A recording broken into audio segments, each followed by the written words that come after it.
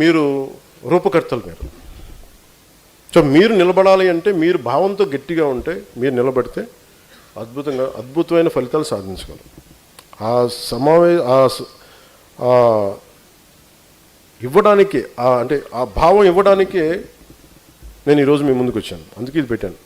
ఇది 20,000 మంది సాధకులతోటి 21,000 ఉన్నా అనుకుంటా, ఇంతేనా? 20,000 దాదాపు 20,000 చిల్లర.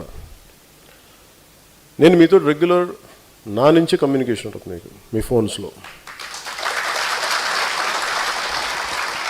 We will form WhatsApp groups. మీ ఏరియాలను బట్టి నేను మెసేజ్ చేస్తాం, మీ కమ్యూనికేట్ చేస్తే తద్వారా 21 లక్షల మంది ఉద్యమీలకి నేను మాట్లాడతాను. నేను ఒంగోలులో కూడా మొత్తం ఆ డిస్ట్రిక్ట్ మొత్తం కమిటీ అంతా ఎందుకు రద్దు చేశానంటే సాధించిన ఫలితాలు తక్కువ, గొడవ ఎక్కువైంది.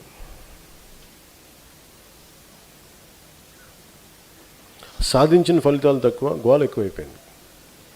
కొన్ని ప్రాంతాలు, కొన్ని నియోజకవర్గాలు ఉన్నాయి, వాళ్ళని సరి చేసుకోవడానికి నేనేం చేశానంటే మీ అందరికీ నా నిర్ణయాలు ఎలా ఉంటాయని చెప్పాను. సడన్గా ఇలా అందరినీ తీసేసాడంటే అనుకుంటా. నేను 4-5 సంవత్సరాల నుంచి చెప్తాను వాళ్ళందరికీ సరిదిద్దుకోండి. నా సహనం చాలా లోతుగా ఉంటుంది. భరించి ఇంకేం చేశానంటే మళ్ళీ నా ముందే గొడవ పడుతుంటే ఇంక చాలు, ఇంకా ఆపేసేయండి. మళ్ళీ నేను కరెక్ట్ చేసి మళ్ళీ బిగినింగ్ నుంచి పునర్నిర్మాణం చేస్తాను అందరినీ. ఎవరైతే నిజంగా బాధ్యతగా ఉంటారో, డిసిప్లిన్గా ఉంటారో వాళ్ళే ఉంటారు. ఎందుకంటే నేను నడిపేది చాలా నలిగి వచ్చాను నేను పార్టీకి. ఆ భావం మీ దగ్గర లేనప్పుడు, వాళ్ళ దగ్గర లేనప్పుడు, అందుకని కూర్చొని దయచేసి నేను మాట్లాడుతాను, మళ్ళీ ఫ్రెష్గా స్టార్ట్ చేస్తాను. ఈ రోజు నుంచి నేను దీన్ని లిక్విడేట్ చేస్తాను చెప్పి కమిటీని లిక్విడేట్ చేశాను. సో ఇప్పుడు భవిష్యత్తులో పార్టీ ఎలా జరగబోతుంది, ఎలాగ మెంబర్షిప్ చేస్తున్నాను, ఎలాగ నిర్మాణం చేయబోతున్నాను, ఇది నేను దీని వెనక 2007-2008లో అప్పటి యూత్ వింగ్కి నేను చేసిన స్ట్రక్చర్ ఇది. ఎందుకంటే ఆ రోజు నేను అప్పుడున్న రాజకీయ ప్రస్థానంలో యువత చాలా బలమైన పాత్ర వహించాలనే ఉద్దేశంతో చేసిన స్ట్రక్చర్ ఈరోజు జనసేనకి కోర్ స్ట్రక్చర్. ఇప్పుడు దాకా స్ట్రక్చర్ నేను ఓపెన్ చేయలేదు. ఎందుకు ఓపెన్ చేయలేదంటే మీకు సాధక బాధలు తెలియకుండా, సమస్యల మీద పోరాటం చేస్తే జ్ఞానం లేకుండా, మీకు పొజిషన్ ఇస్తే మీరు దాన్ని ఎంత సమర్థవంతంగా తీసుకెళ్తారో నాకు తెలియక, నాకు అవగాహన లేక, నాకు నమ్మకం లేక నేను ముందుకు తీసుకెళ్ళాను. 12 సంవత్సరాల తర్వాత మీ అందరి మీద, మీ డిసిప్లైన్డ్ ఎఫర్ట్స్ మీద, మీ కన్సిస్టెన్సీ మీద నాకు నమ్మకం ఉంచి ఈరోజు నేను ఆ స్ట్రక్చరు ప్రతి నియోజకవర్గంలో, ప్రతి పంచాయతీ, ప్రతి మండలంలో కూడా దాన్ని ఎస్టాబ్లిష్ చేస్తాను.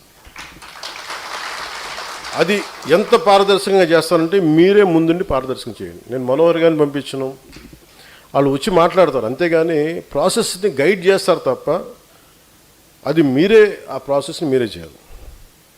ఇప్పుడు నేనేం పెట్టానంటే ఒక మండలంలో కానీ, ఒక నియోజకవర్గంలో కానీ ఇన్ఛార్జిగా పెట్టాలి అంటే చాలామంది సాధక్స్ కానీ, ఉద్యమీస్ కానీ మీరందరూ ఫీడ్బ్యాక్ ఇచ్చిన తర్వాతే నేను ముందుకు తీసుకెళ్తాను. సో అది ఎలా చేస్తున్నాం అని అనటానికి ముందుగా పార్టీ స్ట్రక్చర్ని పార్లమెంట్ 26 పార్లమెంట్స్,